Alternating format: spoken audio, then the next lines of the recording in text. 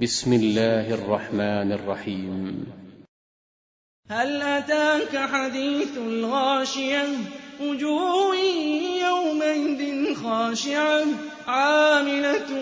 ناصبة تصلى نارا حامية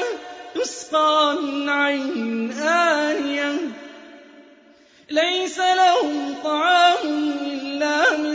ضريع لا يسمن ولا يغني من جوع وجوه يومئذ ناعمة لسعيها راضية في جنة عالية لا تسمع فيها لاغية فيها عين جارية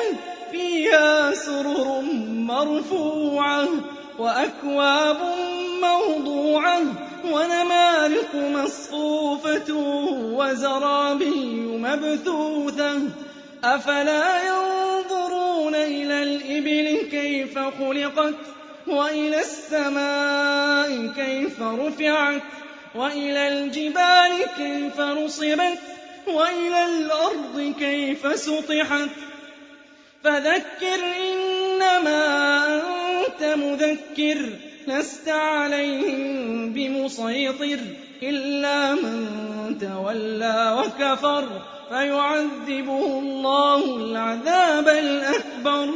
إن إلينا إيابهم ثم إن علينا حسابهم.